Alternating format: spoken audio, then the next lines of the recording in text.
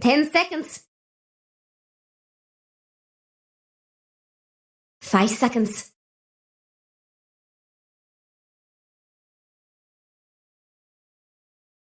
Oh, someone's gone. Quick, Jex, go find him.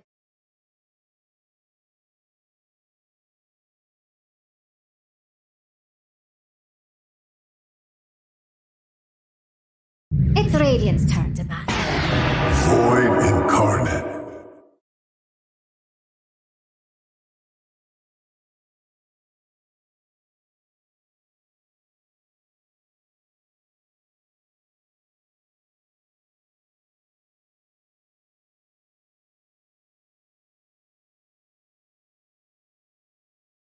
Ten seconds.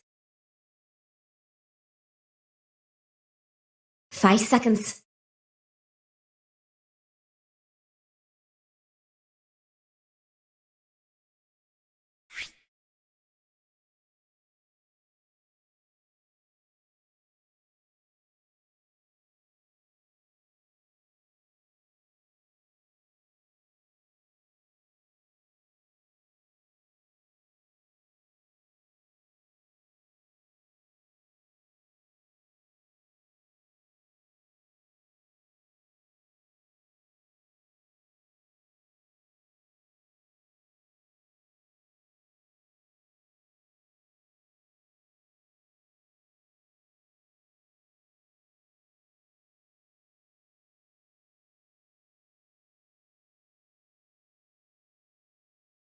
Just rule, Dire Man.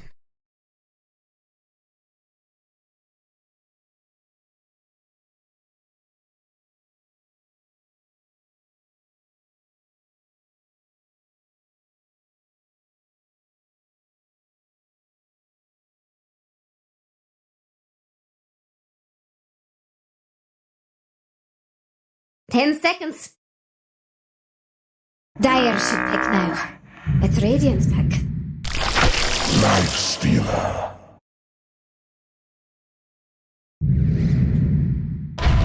Templar Assassin. Choose your hero.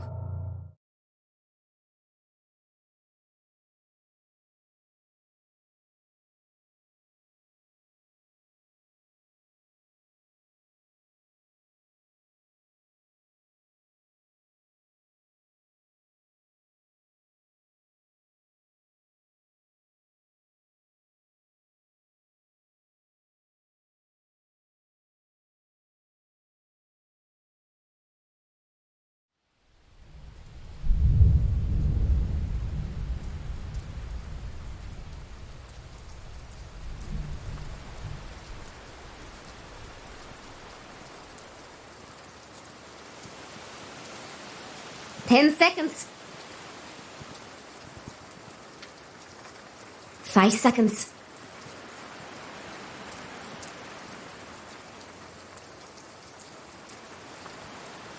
No, I really like it when like these teams can start the day with no pressure, just like our panel. Alan already gave them the 60-40. They didn't even need to worry about it, Kyle. Oh yeah, just pick one and your job is done. Yeah, where's my second question? Where's my second question, Alan? Gambit versus Boom. How do you feel about this draft so far? Like the panel was pointing out a lot of like the negative armor, free Roshans kind of style, but Boom, they also seem to have this very survivable and versatile lineup of their own. Yeah, for sure. It's an interesting one. I like the AA. We saw Alliance use this yesterday twice. I think it's one of the most underrated heroes still, somehow, as there's nothing else in this game that can completely remove your ability to regenerate. However... Would you like to have a gander at his win rate?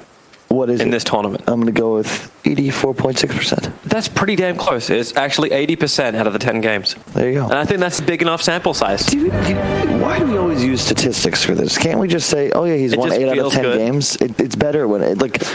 It just sounds... This hero's won 66.7% of its games at this tournament, Toby. Yeah, that doesn't 2 out of 3. Doesn't sound as great. Yeah, it's just dumb. He's won 8 out of his games, all right? Then great. That's still in facts, not percentages. Anyway... But come on, man! You're from America. This is like the home of percentages. It's like it's 99% fat free. I'll have you know, I was out yesterday, and the person I was with was very proud of me for knowing the metric system. which I just want to give a shout out to America because you've really lowered the standards, like significantly. So if you just know basic geography and you believe the Earth is, a few billion years old instead of just 5,000, you're ahead of the game. And round? You're above average. Yeah, round. God, oh man. Anyway, I've always liked massive minus armor as a concept. However, Boom have one of the better answers to this in that Abaddon, because you're not really a target, and in addition, you shield off the initiation, so that's Slardar Riki bomb isn't as effective. I will say I like Boom's draft a bit more because I'm looking at a total lack of AoE from this Gambit draft. And if anyone's going to be the X factor, I think it'll be Shacklow. He's had a really good couple of games on his Darkseer so far, and there's a lot of ores. I love if you can take over the Abaddon as example. It's almost always going to give you a free Vlad's as an example. To the point where I actually think FBZ might want to just avoid it. See, I love the fact that you you actually flag. It's like, well, Gambit don't like you like the more AoEs from the Boom side of things. I think it's just a more natural way for them to approach fights, right? You look at Gambit and their TA, Riki, Slardar, all effectively, it's going to be tunnel vision, one target, whereas Boom then have a cleanse defensively and initiator and the Void Spirit tiny combo. You'll have a Lifestealer bomb popping out, and this Lifestealer, if he hits level 20, he has that standard armlet halberd build. You get all that plus armor that makes you a lot more effective against this minus strat, and in addition, 20% evasion at level 20. This is where it gets really hard for Gambit to take him down. Yeah, I don't know, in some ways I still feel Gambit more. Like I still feel like this Iron Shell. I've seen very aggressive Rikis just blink striking from one target to the other, and they can get that big combination, like a vac into the crush, and Witch Doctor. The amount of times I've seen that Coconut be almost his own Ravage, like it's the worst thing to try and get away from, but at least you've got Rage for the Lifestealer, so yeah, Dream may not care so much. I mean, to be fair, but they are 3-man creep cutting this wave at the moment on top. I agree with you on that. The Riki is kind of the X factor, because to your point, you can just straight up kill this Ancient Apparition before he gets a spell off, and that is huge, because then you look at Boom and you think, wait, they actually don't have much damage. In fact, their AoE is relatively limited as well, so especially considering both teams don't really have much tower pressure, maybe outside of this TA, I think it'll be a lot more about lanes and skill. Might be a nice long drawn out game. And less momentum from this mid lane, maybe that's another place to look, because GPK, a momentum-based Templar Assassin is always a great thing, and I want to see how well he goes against Makoto, just to see how this Void Spirit, like the panel was mentioning it as well, like how Void Spirit has really just crushed the Templar Assassin in previous series during this competition, and now GPK, he's already been hit pretty hard. He got walked back into the Remnant. Yep. I think this is the problem people are having. It's similar to the old school, like Puck versus TA, Quap versus TA. You just don't want to be pushed under tower like we've seen here. And Void Spirit's very adept at doing this because you just push with the pulse, and you can trade hits effectively because you're not taking that physical damage. But it actually turns out okay. GPK and CS very well under tower. Oh, this feels like the most common thing to ever happen at 1 minute and 40 in. Actually, I like how Hyde on the bottom lane, he might even get first blood here. He tossed FNG back underneath the tier 3 tower, so FNG will south but have it cancel before it can duration. I will say, I really like what Gambit's doing top 2, where Slardar is just trading hits with the AA, and now actually forced him to TP so that he could trying to just shock low, but it's the solo XP. It's level 3 Darkseer at only 2 minutes in. This is huge because Ion Shells, if you get to 5, then you can jungle almost as efficiently as you would in the lane, but more importantly, Slardar becomes more powerful, your pressure actually can matter, and you just straight up farm faster. You don't need gold, you just need this experience. And AA, one of the downsides, you're obviously quite ineffective at dealing with these heroes. And even if you step up a little too far, the Slardar with a stun and a shell might just take you down. Yep. And they're able just to chain it because they're just so damn tanky. Almost, well, roughly about 700 each on the HP. Yeah, so like, what's Life still going to do? He's not going to leave his lane and come over and do something about this. He has to stay in the lane. Exactly. But at least he's sustainable. Like, Lifestealer is just able to live through all of this. Because, hey, he steals life. Yeah, we can expect. I mean, bottom is kind of interesting because neither player is CSing very well at all. To be fair, though, there were some shenanigans with the creep waves, so it makes sense. Mid lane, pretty even. Yeah, it's pretty much neck and neck, CS-wise. Just been a good battle back and forth, even though Makoto. I like that from GPK. You don't see very many level 4 melds, but you get one right away from GPK. It's really nice because Void Spirit only has that 3 armor, so very effective against the hero. Be really careful about getting hit by side blades too. Suppose you do still have that bottle charge. And rune control will be the next primary thing to look at. GPK, refraction charges come back up again. A good timing for it. As the spirit just pull him in, but first blood, it's the Witch Doctor. On the bottom lane, 3 heroes together. Ancient Apparition moved down to help him out. And FNG is first blooded by FBZ. That's interesting. I guess it's solid play, but that's one of my issues with Witch Doctor, because I feel like if you're not picking it for the lane, I don't know why you're picking it, and it doesn't seem like great in the lane. FNG, and again, like this is one of many other support heroes that's just a kill, because you have a real stun or spell or something. On of all the runes, Makoto grabs an invis. SS Vampire can't do anything about that bottom lane. Avalanche coming out once again. And difficult to catch out Dream once he can get back into the tricks of the trade, but once that's over, you open up the Rikimaru, silence him up. Don't know exactly where he wants to go. He jumps up, but Ancient Apparition's going to be there, and Abaddon tossed forward. So FBZ now to get both of the kills that Boom ID have claimed in the first 4 minutes. Love that. Really well played there. And again, FNG TP's mid. Immediately the punish comes out bottom. Bracer, straight Orb of Venom on the Abaddon. Skipping the Q just because it allows him to trade so effectively with Riki. Of all the heroes in Dota, this is by far one of the most efficient to trade with because then he's attacking you in the face. Double TP's coming down. Gambit won't try and defend this one. Toss. FNG needs to get that cast off. A Maledict. At least he connects it over on Hyde. Underneath the tower. Boom. If you come in a little bit too deep, Hyde, he will fall. Even from just the Maledict pot will do the work. But now over to FBZ. Nope. Kez, cute. Either one. Nope. XS Vampire doesn't have the strength to fight. Up top, Shakla will get both runes, but definitely a stronger laning phase thus far for Boom. It's going to be Shakla that changes things, but Darkseer is one of the more complex heroes to sort of take over a game with. I wouldn't mind seeing him do something I've really only seen Zai have a lot of success with, which is that HOD build, where you have the super fast creep that you then Ion Shell and look to play with. It allows you to then apply a lot of pressure to mid. TA taking a lot of damage. TA really just... High got messed up. Yep, He got messed up by the meld. Yep. And now on bottom lane, you're going to lose as well. The Abaddon, no level 6 up on him just yet. So when that Maledict can connect, just keep the damage rolling. I will say, I really like this. You don't see this very often from TAs. A lot of times, you'll still have them grabbing the bottle, but he's just going to go for the old school style. I used to do this back in 2015, where you get the earlier boots, a Blightstone, and a point meld. So you represent -4 armor, and you're so much stronger. So now level 6, you're like a huge threat, and you just spam mangoes and mana pots to stay in. Of course, we didn't have mangoes back in the day, so it's a little easier nowadays. But either way, I like it because it allows you to get that Blink Deso timing as fast as possible. This is something Abed used to do as well. Makoto, really trying to stay on top of Shashlo, but Shashlo's Surge and Wall can't get him away in time. So easy rotation from a Void Spirit to bring down that Darkseer.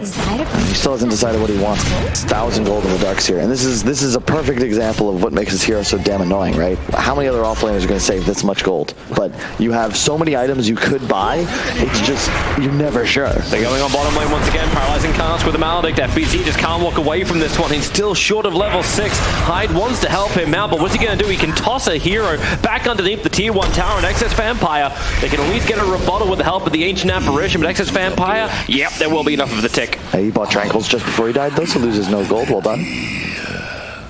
And it looks like Headdress is the move on Shaklo, so maybe the Mech Rush, but we'll see.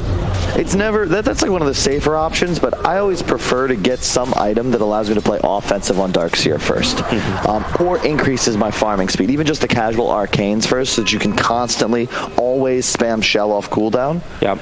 But it doesn't seem like Dream is even caring that much about the Iron Shell. Sure, it comes in and pushes the wave back out, but he's pretty much uncontested. He's third on the net worth at the moment. The Darkseer is still down a little further than that.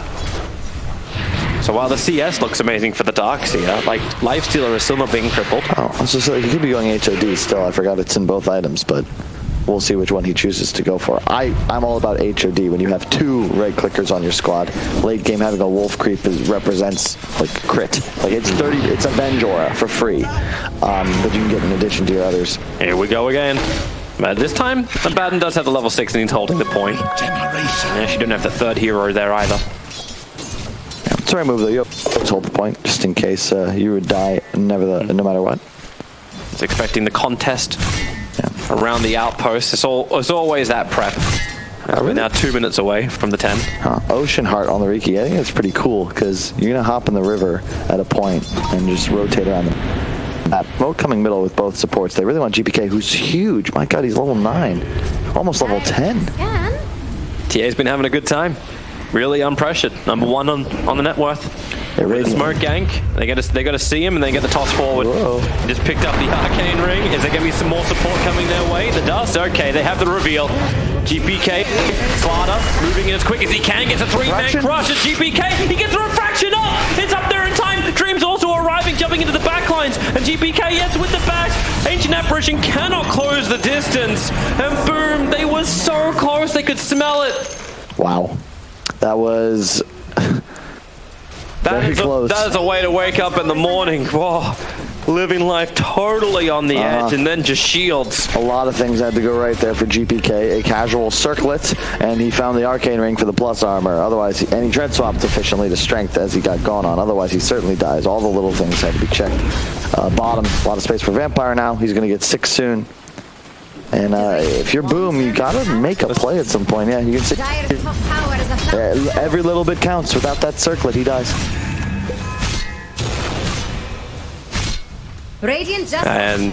And Gambit bring their numbers so fast too. Radiant's bottom tower, better hurry. That's to be expected. This is the benefit of the Riki, right? Good TPs as well, of course, from the squad. FNG, I will say, I do like the Witch Doctor in that scenario. Counter-ganking, 3 heroes standing directly on top of each other. Then the coconut starts to shine. Bottom, you do get a rotate from Makoto. You're going to try and push this tower with FBZ. And in response, Gambit will probably just do the exact same thing up top. And it will be an Arcanes into Pipe Rush on Shacklow. Interesting. I would, again, prefer HOD first, but, you know, teach their own. He won't get this tower tonight. Looks like FBZ will take it out, but consider Shacklow as the offlaner 2 levels above his counterpart mid, and it's the same with, or rather, on the offlane, mid is the same, 11 versus 9. Gambit, certainly with a XP lead here. I like how Gambit are also just like that was a pretty low chance that Slardder's charge forward was ever going to do anything, but just making Boom bring attention back to the tier 1 tower, so then on bottom lane, they can find this attack. And Abaddon, still again, as always, holding the point for borrowed time, paralyzing cask, does not throw out. I think he just got out of range at the very end of that. Yeah, also, by the way, GPK is a blink. Yeah. This is something he might look to utilize soon. Going for the Death Zone next, and already looking to see how many points he wants to put in Meld. Typically, yeah, that's what I figured. He's going to skip the level 2 trap and max Meld now before Sideblade, because you got to blink. That's a huge stack just to be taken out. That was a double and a triple from Makoto.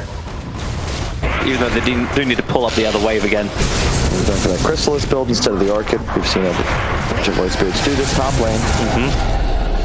Oh man, you hear the Maelstrom? It's just trade-off. I don't think anyone can actually get a kill out of this combination. I gotta say, on Tobes, I am not a fan of this Maelstrom Lifestealer. You are majorly threatened by physical damage here. Armlet represents so much HP and armor, and now you're in a point where like Riki, Slardder, RT, like they can just absolutely explode you once this Death Zone comes up. They're gonna look to dive. They have dust. Yeah, they're looking for Dream. He's already been hit by the AA blast, the TA trap, Dream herself, Taunt running himself away, maybe thinking twice about that, and my God, Dream can just keep up. See what I mean? Infest, move away, Makoto will be the delivery service to give Lifestealer time to regen. Slardder still wants a piece of this. Putting up that corrosive haze. At least they see Boom retreat. Tier 1 tower will now be taken. Maybe think of it from another way, Kyle. Like what is the Maelstrom for? Like, why is he sitting there saying, like, I need to get this item? Is it just a farm increaser? Is it this, the ability to push out lanes? Yeah, the comfort, right? And sure, it does increase your farming speed slightly, but, you know, I'm especially wary of it when you consider that Riki is so, like, it's TA Slardar, right? You already know it's going to be a ton of minus armor, and this is super effective in assistance for Ariki because his ultimate Agi-based damage is also physical, so it's increased by minus armor. So it's like twice as nice to get it. And you just saw there how much damage he'll take. This is before he would be going to below 0. There's no TA factor, there's no Deso, there's no Melt Strike. It's also going to limit their ability to do Roche themselves if they don't have that armor Deso build on the Lifestealer. In fact, I'd say Boom cannot do Roche this game at all. And Gambit's going to have the luxury of playing this with 1 or 2 Aegises for free. This is a huge edge, especially on the Radiant side. This boss is flying down. GPK this time around will not get hit by it. 150 CS at 13 minutes. That's insane. Oh, Void Spirit. The haze is up. He can still jump away. That's exactly what he'll do, down into the river. This is kind of crazy watching this new Gambit. I mean, FN, good player, don't get me wrong. But GPK just seems like he makes this team work. And I don't know if it's because, you know, if you look at OG and maybe even Secret, it's probable perhaps it's all about the cores. Like, you just feel more comfortable playing around someone and you recognize their patterns and like their style a bit better. But I mean, this guy has been performing incredibly well so far at the tournament. He's going to have a Deso and 300 gold. And it looks like that'll be their timing. It's like the old school teams, just like, we always look to the mid. Like, okay, yeah, the safe lane is good, the off lane is okay, but the mid was the superstar. And this Gambit lineup, I reckon GPK does fill that role. Yeah, pipe complete on Shacklow, so they're going to have a sick timing in a few moments. Slardar trying to finish his blink off middle. He's 700 off, but you'll have a Diffusal Riki, Pipe Darkseer, and Blink Death's TA all at about the same time. That's nuts. And then I think if you get this mid tower, suddenly you just start crushing through the map. Corridor? He's got the jump away. Ale. In fact, yeah, Excess Vampires could be careful around that. And there's it, yep, there's that Death you're talking about. Pre-15. This is insane timing. And they're trying to contest for the bottom runes. The top will already be taken out by Riki, but then again, Darkseer on back. Look for your target. Darkseer wall is down high, getting bashed up by Excess Vampire. He's going to be surged away to safety. So difficult to keep this chase on. Not the most maneuverable lineup from Boom. He's already got max back. Only 3 points in the surge, so I actually kind of like this decision when you consider that if you hit an AoE vac stun with Maledict, especially when that Maledict's maxed out, that straight up just wins you the team fight. You talked about how they had plenty of single target. This way of finding adequate AoE could prove very effective, especially when we expect a big fight to break out around this mid tower in a couple of minutes or so. And here's a smoke. Maybe bottom comes first. Yeah, they'll have to go after Lifestealer. Pretty difficult target. Infest is up and running. GPK's not here. That is true, but they've got everybody else, and there's your jump forward. Could not get the smoke screen up in time, so Rage Lifestealer just moves back, and in fact now, as Makoto initiates in, takes out Excess Vampire, and they really want to keep this charge going, and that's one way to deliver the Lifestealer forward. Put him into the Void Spirit. Gotta be careful here, though. You don't know where GPK is. He's gonna show on top board. It was a weird play by Gambit there, but at the end of the day, like, that was just a free 1,000 gold of space for GPK. You check him out, he's top of the net worth by far, and you only lose a support. I'm very worried for Kezcute in this game. Nothing good happening to Radiance. I don't really think, you know, of all the one downside of the AA, right? Especially, and you can see this in the Slardar Riki immediate follow-up to that first pick, is what the hell do you do if you get jumped on by a Diffusal Riki, other than feed? Die. Yep, that's it. Ooh, that's a good jump. Double damage rune for the Void Spirit, and Excess Vampire took 3 hits from 3 different sides and died. Yep. And they do have the Vlads picked up on FPZ, so if he gets back wall, that'll go for free to the Radiant team. And Hyde goes down. That's a Diffusal Ion Shell Riki. Not much you can do there. It is showing the weakness of their lineup, however. Like, without the TA, you don't force a building. Yeah, but I don't really know if they mind. GPK is just like, you know what, guys, I'm liking this. I'll just get a BKB. However, I do think they could attempt to at least think about a Roshan. Again, this mid tower, to me, this is the play you make. At least force a little pressure here. Have GPK shove top and then look to collapse inwards. Although the warding from Dire has done a really nice job of at least being able to suss out his movements. 3 wards all in this top half of the map. GPK's patterns often take him right on top of them. The Lifestealer with the Sanj will have his halberd in just a moment. This is huge, but that BKB from TA, if he gets it off first, you don't really care any longer. He will reach that wall. Well, then again, 3 men all going towards the TA. Ice Blast from downtown, and that's going to be one very dead GPK. Down for a long period of time, and now you're seeing Boom trying to force the issue. Great thing about Abaddon's great at bringing down these early towers. I just can't believe it's Boom looking to make the first move on a tower. I felt like Gambit had this insane momentum. They were waiting for the BKB. But, dude, next item, Syndrome. Here we go. It's going around. Looking for the back wall. Going to count down 2. Able to get both the Abaddon, but then the back lines, the Avalanche, FNG copying heavy amounts of damage very early on. Excess Vampire trying to do his own little run, but the toss in, and they stay on top of Dream. Can jump himself over towards Chargeflow, giving some extra information, but pulled again back by this Remnant. No way to really properly escape.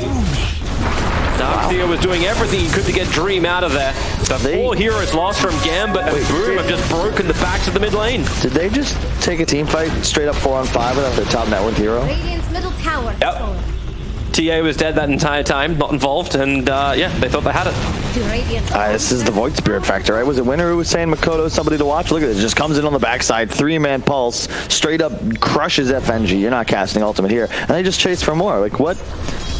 I'm just curious as to how this was going to work, especially when you vac wall initiate on, I believe, the Abaddon and the Lifestealer, 2 heroes you're just not going to kill. I love Darkseer against Abaddon. You get the auras, you get the passive, but yeah, you can see that's a calm, that's a very happy captain. Man. Hell yeah, very happy captain. All right, guys, been waiting for our opportunity. Our opportunity is this, and Gambit are willing to step up to the plate and strike out. Yeah, I think they haven't played.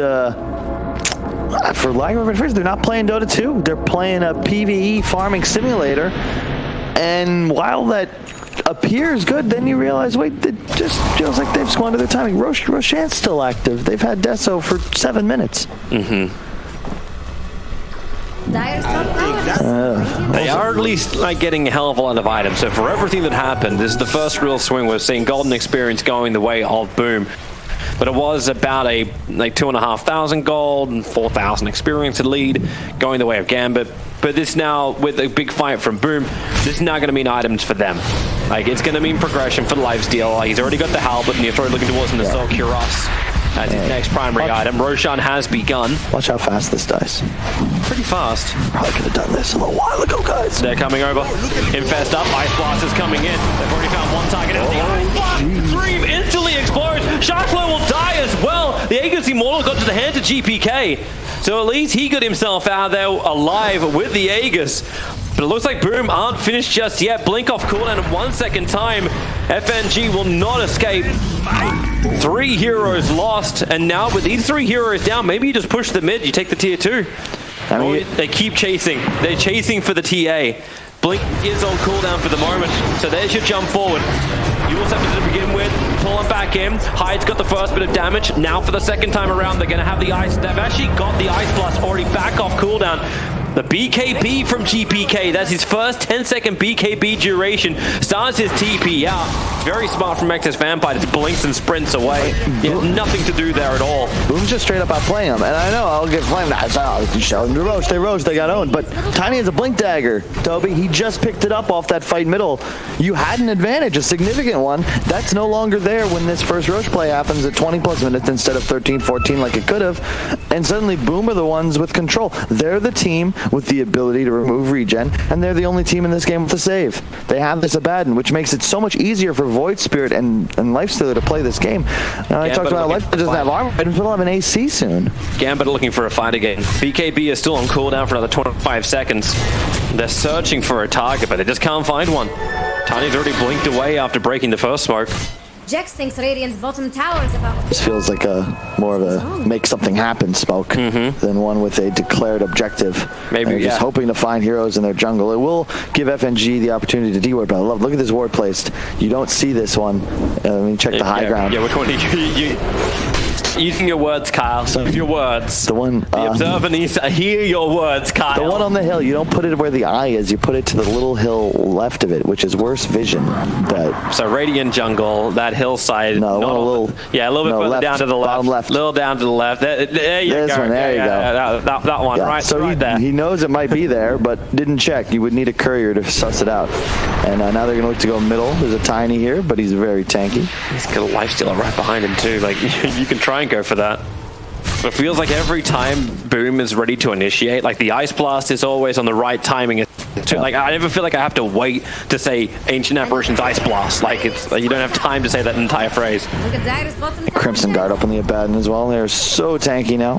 30 armor on him. He's not really a target whatsoever. And whoa, wait, what the?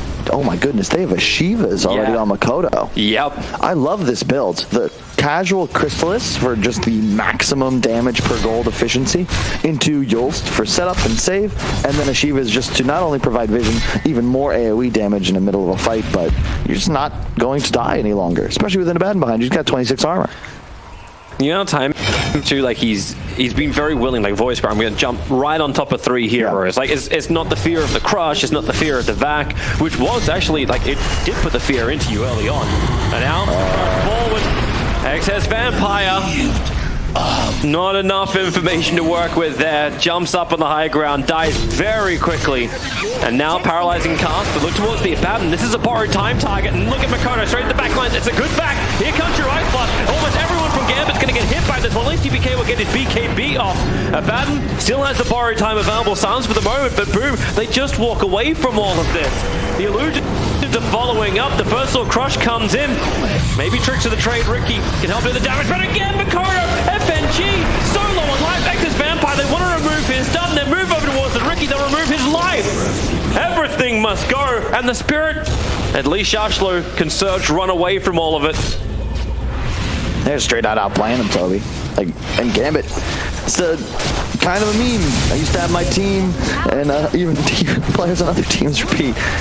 When you play against StarLadder, you buy armor. You do this, and all of a sudden it feels like you just kind of win the game, because XS Vampire, even with the buyback, like he goes in and he dies. He goes in and he dies, and there's no real burst potential. TA is getting those 3-4 hits off on an amp target, but you're opening on an Abaddon with your stun maledict. FNG is immediately forced out of the fight. This is not something you can actually do, and now over destruction. Perhaps this will change things for GPK, but they're getting waxed. Yep, and they don't have Darkseer ultimate. They've got a big Ice Blast flying forward. That one's going to connect over on Shashlo, so... Dude, Makoto Void Spirit, I think this might just have to be a ban. You mean just the Void Spirit in general, or just because of him? Like, it feels like he's got a good hero pool. I mean, I've seen Voids crush games when they rush the Orchid, but I feel like that's a lot more simplistic. It's like, hey, I got him, he's silenced, he can't move, I killed him. I've never seen someone play this smooth with the crit into Yul's build, which just... It's one of those builds, it's like not your perfect game, you will probably want to get the Orchid, but this is one of more of a competitive styles, I guess I'll say. Either way, I think he's just played very well in terms of his positioning and finding the right targets. AC now complete on Dreamacell. They're just going to look to just push top, and neither one of their big cores has even died this game. See the way GPK is going to try and deal with this. He's got Rapier queued up, buys the Demon Edge. Yeah, it's necessary. He now just needs the 1600 gold to finish. You also know you're playing against level 20 Lifestealer. You also know you're playing against an aggressive Boom. They're coming out to fight once again. That's a level 10 StarLadder. He does not want to be near that level 19 Void Spirit. There's 39% evasion on the Lifestealer right now. He is not targetable. They're getting the hell out of here, Gambit. And rightly so. And over here, Radiant's top tower. They're buying time. I think GPK actually, like, he just TP'd to the bottom lane, so it'll take him another, like, just over a minute before he can TP back towards the top. But he can farm up inside the jungle, get that last little bit of cash to pick up the Rapier, and then it's all YOLO from there. It's the right move, because if you don't dramatically change the status quo of these team fights, you're gonna just straight up lose. Your StarLadder, unfortunately, with no buyback and literally just blink Tranquil Windlace, is a glorified armor minus creep, and you need to be able to just blow somebody up, like straight off. Oh, they found a target. Goodbye, Access Vampire. That's now his 7th death of the game. On the bright side, he's only got a 30-second respawn. That is no buyback, no problem. That is an upside. And on the other upside, GPK is about to pick up his rapier. Blinks up. There she is. Let's do it. 27 minutes in, there's got to be fast. He can't TP back for 10 seconds, though. He actually has to wait it out. But they have fortification. This will at least slow down Boom, but it won't stop him. And both supports have Ghost Scepters. He's got to pop them before they get it off, or they're just going to survive and start stunning him, and then turn for a core. That's going to be a very quick pop back. Wall catching out too. Ice Blast is flying forward. GPK is going to get hit by this one. And man, Excess Vampire dead already. The rookie, he can't stand these fights either. Sitting back at his tier 4 towers, and GPK's BKB is going to wear off. Almost got the toss back on him. Instead, they find the Witch Doctor. And GPK pull back in for the Remnant. You're sceptered up. Let the Lotus Orb do its work, as man, he is dead, and that's game. He's going to drop the Rapier. And they are not getting that one back. It's in the hands of Lifestealer in game 1. Boom ID. He's hit it multiple times already throughout this game. It just feels like they have outplayed in game 1 Gambit. Yep, it just comes down to timings, right? And this is something that is just straight up not debatable. You talk to players on Nigma, on Secret on OG, they'll discuss not how farmed you are, but what timing are you looking for. I see what Gambit is going for, but they didn't use it. From 13 to 20 minutes, they played a game incredibly passively. Blink, SOTA, let's go. Get the mid tower. Start looking for Roche plays. They just sat on their heels. Boom, take a couple advantageous team fights. They run away with the game. And you notice, once they got an edge, what did they do? They pressed it. They're raxing at 25. This is something you're going to have to replicate if you want to win this series. Like, boom, man, look at them. They're feeling themselves. And they didn't look so hot on day 1, but now that we've hit day 3, we're in the playoff bracket. They've certainly found a new level, turned it up today.